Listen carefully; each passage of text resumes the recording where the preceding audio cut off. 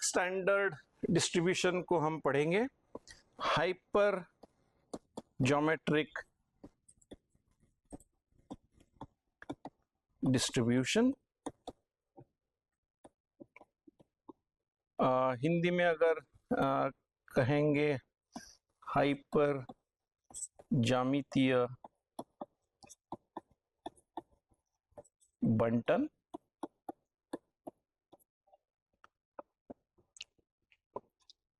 तो एक प्रकार से ये भी जो बाइनोमियल ट्रायल्स है उससे जुड़ा हुआ है। बाइनोमियल ट्रायल्स में जब भी एक परीक्षण करते हैं, एक ट्रायल करते हैं, सिर्फ दो अलग परिणाम हो सकते हैं जिसको हम कहते हैं एस या एफ। तो और उसको हम बार बार रिपीट करते हैं। अभी जो बाइनोमियल और निगेटिव बाइनोमियल डिस्ट्रीब्यूशंस हमने पढ़े, उसमें probability of success her trial में बिल्कुल एक समान रहती है। वो एक ही सिक्का उछाल, जैसे कि एक ही सिक्का उछालते रहेंगे बार बार, तो उसकी प्रोबेबिलिटी ऑफ सक्सेस बदलती नहीं है। अभी ये जो हाइपर ज्योमेट्रिक डिस्ट्रीब्यूशन हम देखेंगे उसमें थोड़ा इसमें थोड़ी सी ये चेंज है। ये एक तरह से हम कह सकते हैं कि sampling repeatedly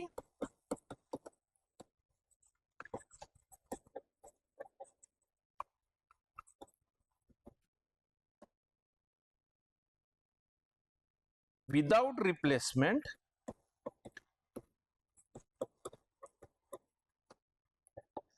from a finite population, एक परिमित जनसंख्या से हम नमूने चुन रहे, एक के बाद एक चुन रहे नमूने, सैंपल्स। लेकिन जो भी नमूना हम चुनते हैं वो हम अलग रखते हैं, उसको रिप्लेस नहीं करते हैं, प्रस्तापित फिर से नहीं करते हैं जनसंख्या में। एक के बाद एक परिमित जनसंख्या से, पॉपुलेशन से हम विदाउट रिप्लेसमेंट नमूने चुनने जा रहे हैं। तो ये जो एक्सपेरिमेंट है, जैसे बाइनोमियल और निगेटिव बाइनोमियल के लिए हमने देखा था, उसमें तो इसमें क्या अलग अलग स्पेसिफिक चीजें हैं जो हाइपर ज्योमेट्रिक डिस्ट्रीब्यूशन के तहत आती है। पहले तो ये जो पॉपुलेशन को हम देख रहे हैं, पॉपुलेशन और सेट टू बी सैंपल्ड, जिसमें से हम नमूने चुन रहे हैं, consists of capital N, मैं यहां लिख रहा हूं, कैपिटल N इंडिविजुअल्स, व्यक्ति, ऑब्जेक्ट्स, वस्तुएं और एलिमेंट्स, अवयव। मतलब पॉपुलेशन, ये जो टर्म है, जनसंख्या, ये टर्म है हम काफी विस्तारित ब्रॉड सेंस में इस्तेमाल कर रहे हैं। ये सेट, समुच्चय हो सकता है व्यक्तियों का, वस्तुओं का या किसी और चीज का, जिसमें और इंपॉर्टेंट चीज जो है वो परिमित संख्या है, उसको हम कैपिटल N से दर्शा रहे हैं। ये जो N इंडिविजुअल्स है पॉपुलेशन में, वो हर इंडिविजुअल के दो ग्रुप्स में उसको बांट सकते हैं। फिर एक बार वही टर्मिनोलॉजी हम यूज करेंगे, S या F। Each individual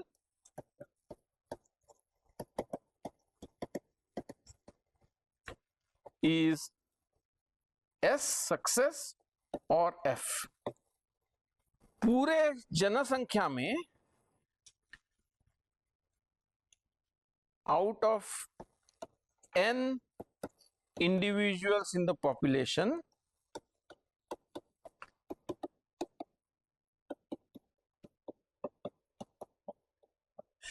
exactly M are SS and n minus m of course will be failures, क्योंकि हर इंडिविजुअल या तो S है या तो F है, तो उसमें अगर m सक्सेस है तो बाकी बचे n माइनस m फेल्यूर्स होंगे। और ये m, कैपिटल M को हम दर्शाएंगे number of S successes in the population, और हम एक के बाद एक इस पॉपुलेशन से एक के बाद एक इंडिविजुअल को चुनने जाएंगे। So a sample of size n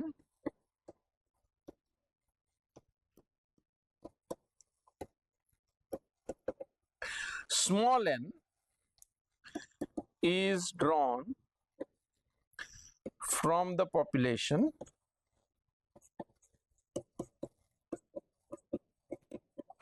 repeatedly, one after another, without replacement. इस तरह के एग्जाम्पल हमने देखे थे, जैसे कि एक अर्न में 5 ब्लैक बॉल्स है और 7 रेड बॉल्स है, तो हमने प्रोबेबिलिटी के कैलकुलेशंस कैसे करते हैं वो देखे थे। पहले ड्रॉ में हम अगर ब्लैक बॉल निकालेंगे तो और उसको अलग रखेंगे तो बचे हुए बॉल्स की संख्या चेंज होती रहेगी। तो यही चीज यहाँ पे भी होने जा रही है, क्योंकि हम जो भी सैंपल चुनेंगे उसको हम फिर से दोबारा नहीं चुनने वाले हैं, उसको हम अलग रखेंगे। तो ये प्रोबेबिलिटी ऑफ सक्सेस जो है वो बदलती रहेगी from one trial to another. यही चेंज है बाइनोमियल और निगेटिव बाइनोमियल एक्सपेरिमेंट से हाइपर ज्योमेट्रिक एक्सपेरिमेंट में। तो ये जो 3 रेड कलर से अंडरलाइन किए हैं वो 3 पैरामीटर्स है इस एक्सपेरिमेंट के, इस डिस्ट्रीब्यूशन के। रैंडम वेरिएबल क्या है? रैंडम वेरिएबल x, जैसे पहले था, x is the number of successes in the sample, SS in the sample of size n। नमूने हम चुन रहे हैं, सैंपल जो चुन रहे हैं वो ऑफ कोर्स इंडिपेंडेंटली चुन रहे हैं। एक नमूना चुनने के बाद हम सिर्फ उसको बाहर रख रहे हैं, लेकिन उसके अलावा कोई भी अलग चेंज नहीं कर रहे हैं। जो बचे हैं उसको उनमें से हम रैंडमली चुन रहे हैं। तो उसको हम कैसे दर्शाएंगे? तो उसको मैं इस तरह से लिखूंगा, sample is drawn from the population without replacement in such a way that all possible samples of size n are equally likely।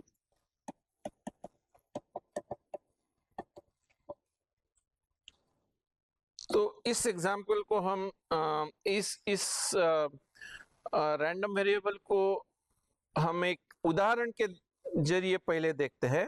सो ये एक एग्जाम्पल देखते हैं हम।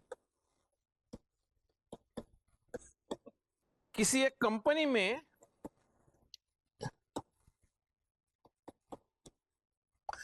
और उसके आईटी सेल में समझ लीजिए कि 20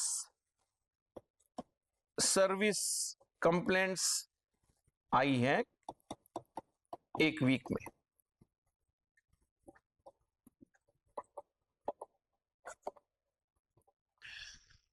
प्रिंटर्स के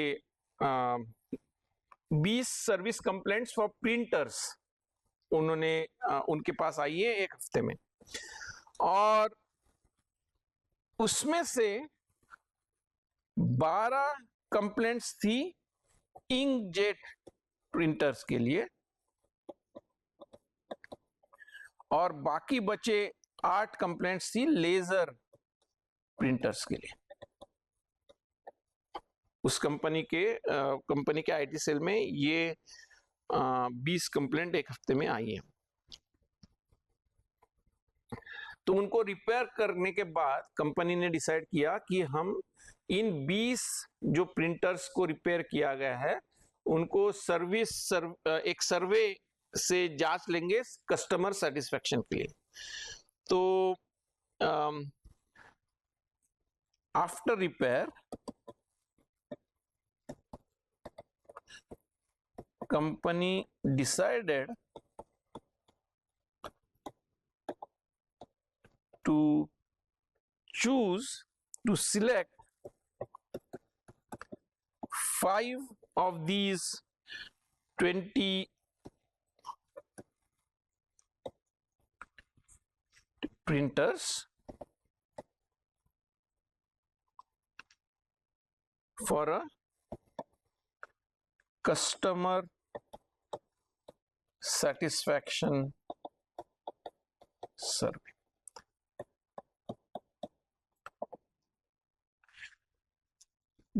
ग्राहक संतुष्टि सर्वे या सर्वेक्षण।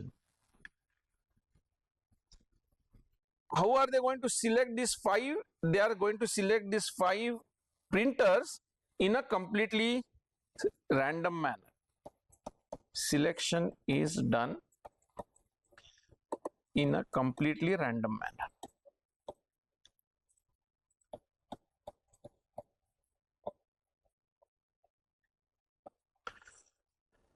So अगर हम क्वेश्चन पूछे what is the probability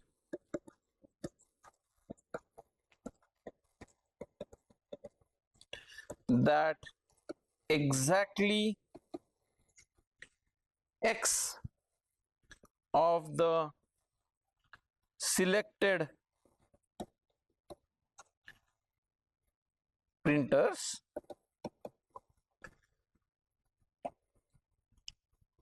were inkjet printers।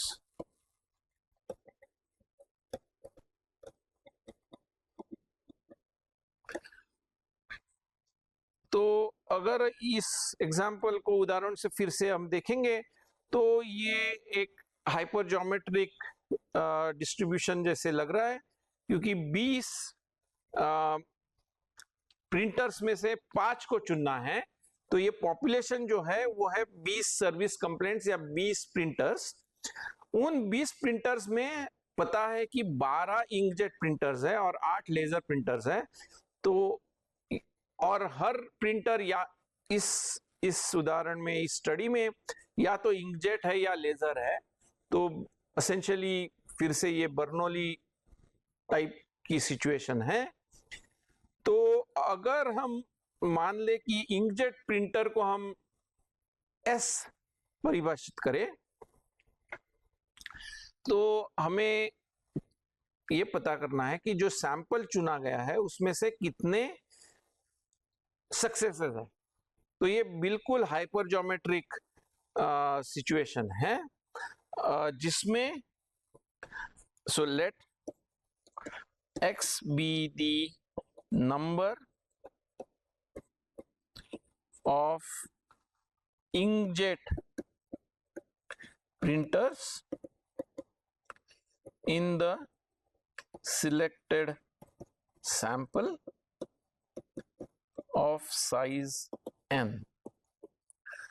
तो ये x जो है वो एक हाइपर ज्योमेट्रिक रैंडम वेरिएबल है।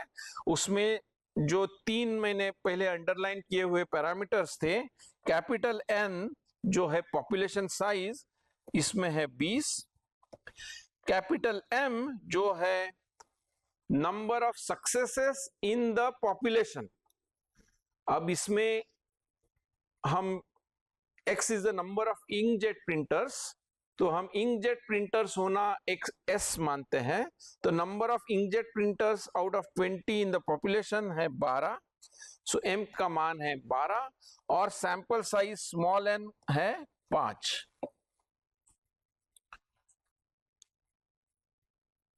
और हमें पता करना है कि ये X अगर कोई वैल्यू 0 या 1 या 2 लेता है तो उसकी प्रोबेबिलिटी क्या है। तो पहले तो देख ले कि x वैल्यूज ऑफ x, क्या x की वैल्यू 0 हो सकती है? x की वैल्यू पहले तो 0, 1, 2, 3 n से ज्यादा नहीं हो सकती और 0 से कम नहीं हो सकती, क्योंकि ये काउंट कर रहे हैं हम, और सबसे ज्यादा n होगा क्योंकि n नमूने ही हमने चयन करने हैं। तो x की वैल्यू 0 का मतलब हमने जो 5 प्रिंटर्स चुने हैं उसमें से सब पांचों के 5 लेजर प्रिंटर्स हैं, वो हो सकता है, क्योंकि 0 इंकजेट प्रिंटर्स और 5 लेजर प्रिंटर्स हो सकता है, या 1 इंकजेट और 4 लेजर ऐसे हो सकता है, या पांचों के 5 इंकजेट प्रिंटर्स और 0 लेजर प्रिंटर्स हो सकते हैं। Values of x, small x is 0, 1, 2, 3, 4 और 5। और हमें पता करना है हर एक इसकी प्रोबेबिलिटी क्या है।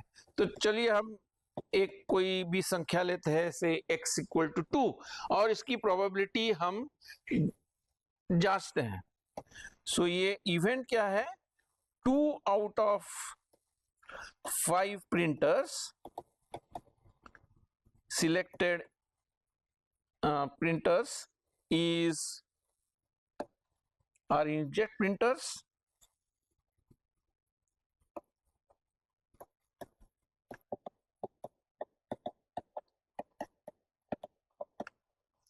and the remaining 3 are laser printers. तो इस तरह की कैलकुलेशंस हमने पहले की है। तो पहले तो देखते हैं कितने तरीके हैं, जैसे कि हमारे पास टोटल इंकजेट प्रिंटर्स है 12, number of ways of choosing 2 inkjet printers out of 5। Out of 5 क्यों लिखा मैंने, out of total inkjet printers कितने हैं, आउट ऑफ 12 is 12 choose 5, और number of ways of choosing 3 laser printers out of population में कितने laser printers है, population में n minus m 20 minus 12 8 laser printers है, और उसमें से हम 3 चुनते हैं, वो 8 चूज 3 वेज से हो सकता है, और ये दोनों इकट्ठा, so number of ways of choosing both of the above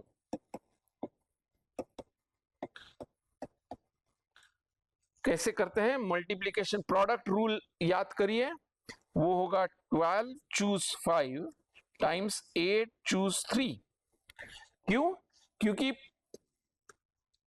ये पहला एक तरीका फिक्स कर लीजिए जिसमें हमने 2 इंकजेट प्रिंटर्स चूज किए हैं 12 में से, ये एक तरीका होगा 12 चूज 5 अलग अलग तरीकों में से। वो एक तरीके के साथ हम लेजर प्रिंटर्स कितने अलग तरीके से चूज कर सकते हैं, 8 चूज 3 वेज से तरीकों से चूज कर सकते हैं। तो हर तरीका जो हम जिसमें हमने 2 इंकजेट प्रिंटर्स चूज किए हैं उसके साथ लेजर प्रिंटर चूज करने के 8 चूज 3 तरीके हैं अलग अलग, तो दोनों एक साथ चूज करने के हमारे पास 12 चूज 5 मल्टीप्लाइड बाय 8 चूज 3 तरीके हैं। तो ये तो हो गए number of ways of choosing 2 inkjet printers and 3 laser printers. और डिनोमिनेटर में क्या आएगा, number of ways of choosing a sample of size 5 from a population of n equal to 20 is 20 choose 5। और बिल्कुल रैंडम तरीके से चूंकि ये सैंपल्स चूज कर रहे हैं, तो हर sample is as likely as any other, therefore probability x equal to 2 will be 12 choose 5 times 8 choose 3 divided by 20 choose 5। और इसी प्रकार से हम देख सकते हैं probability x equal to x निकाल सकते हैं, will be 12 choose x times 8 choose n minus x। x inkjet printer choose करेंगे, n minus x laser printer choose करेंगे, डिवाइडेड बाय 20 चूज 5। और इसको अगर मैं लिखूं n capital M choose x, capital N minus capital M choose small n minus x, divided by capital N choose n, जबकि x है इस उदाहरण में 0 1 2 3 अप टू 5, और n की वैल्यू है 20, m की वैल्यू है 12 और n स्मॉल n की वैल्यू है 5। तो इस तरह से हम ये प्रोबेबिलिटी मास फंक्शन ढूंढ सकते हैं।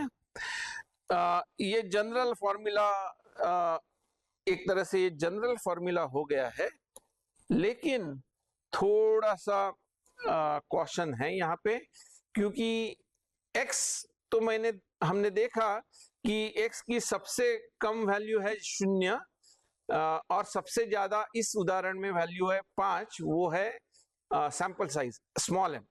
लेकिन x m से भी कम होना चाहिए, नहीं तो m चूज x माने नहीं रखेगा, और उसी तरह से n माइनस एक्स भी capital N minus capital M से कम होना चाहिए।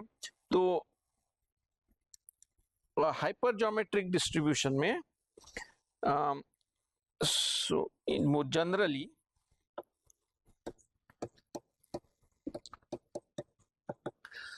Hyper geometric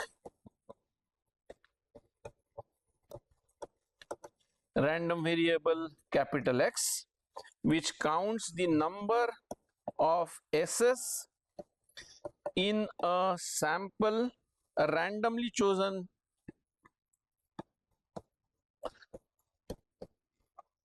sample of size small n chosen without replacement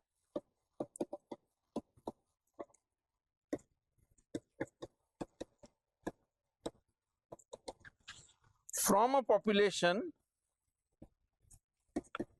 from a finite population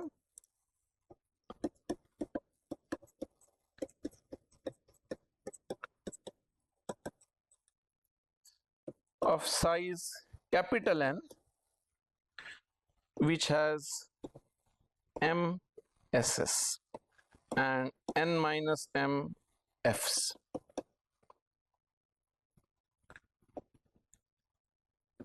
सो इसके 3 पैरामीटर्स है n, m और n, और उसका PMF होगा small p of x which is probability x equal to x। अगर x एक valid value है, x is the number of successes, total number of successes is capital M, उसमें से हम स्मॉल x चूज करेंगे। Total number of F's is capital N minus capital M, उसमें से हम चूज करेंगे small n minus small x, और total number of samples is n choose n। और जबकि ये जो स्मॉल x है, जैसे मैंने अभी दर्शाया, ऑफ कोर्स वो n से कम होना चाहिए, लेकिन वो कैपिटल N से भी कम होना चाहिए।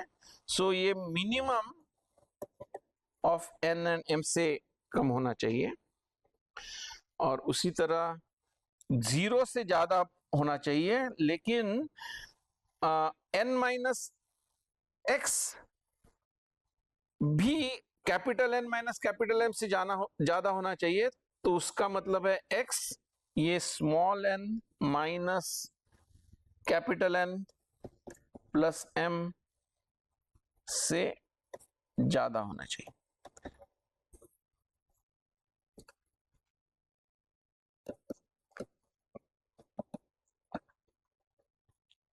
और ये जो हाइपर ज्योमेट्रिक रैंडम वेरिएबल है उसकी एक्सपेक्टेड वैल्यू और वेरिएंस मैं लिख देता हूं। एक्सपेक्टेड वैल्यू है m by n times n और वेरिएंस है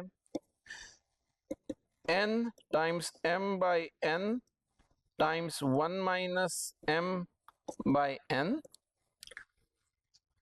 times capital N minus small n by capital N minus 1। तो ये थोड़ा कॉम्प्लिकेटेड फॉर्मूला है, लेकिन अगर आप ध्यान देंगे capital M if P is capital M by capital N और अगर sample size N is very small compared to capital N, बहुत बड़ी जनसंख्या से हम एक छोटा सैंपल चूज कर रहे हैं, तो expected value can be written as n times p और variance will be n times p times 1 minus p times this extra term। और ये एक्स्ट्रा टर्म अगर स्मॉल n कैपिटल N से बहुत छोटा है कंपैरिजन में, तो ये काफी एक के नजदीक होगी, सो बच जाता है वो n times p times 1 minus p। तो एक तरीके से इसको हम मान सकते हैं जब ये बाइनोमियल डिस्ट्रीब्यूशन की तरह ही है, जब जनसंख्या आकार साइज ऑफ द पॉपुलेशन बहुत ज्यादा बड़ी है और सैंपल साइज छोटी है। Thank you.